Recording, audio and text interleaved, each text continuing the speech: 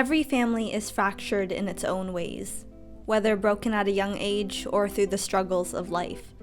But in many ways, family is something that's inescapable, physically or emotionally, no matter how hard you try to leave it behind. Wes Anderson's The Royal Tenenbaums demonstrates just that, as it gives intimate insight into complex character relationships. The opening sequence tells the backstory of the Tenenbaum family and how a divorce served as the catalyst for an even steeper downhill trajectory of the family's bond. He and Ari and Lucy are going to stay with me for a little while.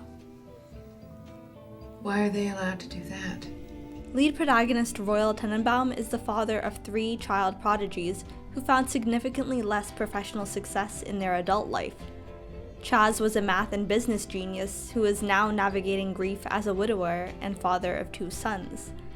Richie was a tennis prodigy who is now hopelessly traveling the world on a cruise ship. And I haven't left my room in 4 days, I've never been more lonely in my life, and I think I'm in love with Margot. And Margot is their adoptive sister, whose success in playwriting fell apart years ago. While Royal was never that compassionate to his children, he completely abandoned his family years ago and now seeks to repair his relationship with them. Each of these damaged adults, though facing independent difficulties, have issues that are messily intertwined. Royal lies to his ex-wife Ethelene about only having 6 weeks to live. Baby, I'm dying. Yeah, I'm sick as a dog.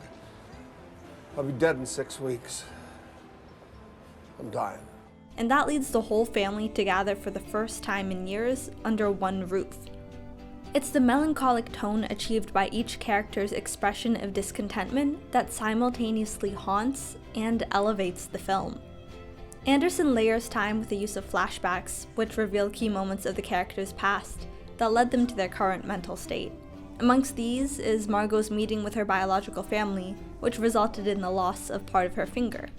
Another is Richie's breakdown on the tennis court during an important match, brought upon because of his sadness over Margot's recent marriage. These moments reveal Royal's unfamiliarity of his children's lives and how their lack of a true childhood has evolved into their ennui as adults. Richie romantically yearns for Margot, which is extremely weird, but I guess I'll just follow the movie's lead in briefly and humorously mentioning it before pretending it can be acceptable. I think we're just gonna have to be secretly in love with each other and leave it at that, Richie. And Margot's lack of care and validation from her father has brought her to a pitiless world of opportunistic men. Meanwhile, Royal has no knowledge of any of this when they all meet again. He works to win the trust of his family, who, besides perhaps Richie, are reluctant to entertain his efforts. Stay out of it. And despite how Royal is framed as the film's lead protagonist, the sympathy the movie brings to Richie, Chaz, and Margot helps us to understand their reasoning for not being so open to their father's re-emergence into their lives.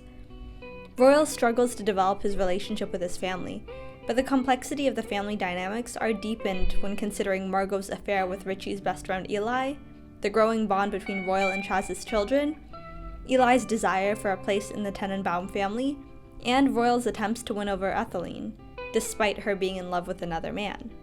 But as we settle into the film's third act, we notice how Royal's chaotic return has somehow bonded the 3 siblings. Can we get somebody over here to kill these mice for us? No, they belong to Chaz. We also see that he's insensitive, rude, and selfish, but there's love and care that underpins his actions and even error-ridden speech. After being exposed for lying about his stomach cancer, he packs up and leaves, but not before sharing that his time with them has been the best 6 days of his life. Royal's initial pursuit to rebuild the relationship with his family may have been muddied with self-serving interest due to his new poor circumstances. Please vacate the premises by the end of the month. But he comes to realize that there is something inexplainable about how familyhood will always connect people, no matter how long they've been separated, and for better or for worse. Royal takes ownership of his mistakes. Everyone's against me. It's your fault, man. Yeah, I know, but damn it, I want this family to love me. And by the end of the movie, still isn't a perfect father, but he continues to try to make things right with the people he's wronged. Take it easy on those boys, Chassie. I don't want this to happen to you.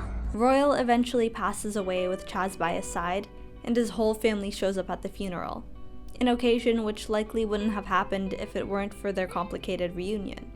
The epitaph on his tombstone is a blatant lie, but it marks how his family chooses to remember him in a positive light, regardless of the pain he caused in the tumultuous relationship they had, because there's something powerful about the bond of family, whether it's family through blood, adoption, or friendship. He saved him. Who? Dad. He pulled him out of the way. He did? The Royal Tenenbaums explores how the unification of family and redemption is possible with pure intentions and genuine love, even after years of mistakes and estrangement. And there it is, a warm-hearted and genuine story of the beautiful imperfections that come with family.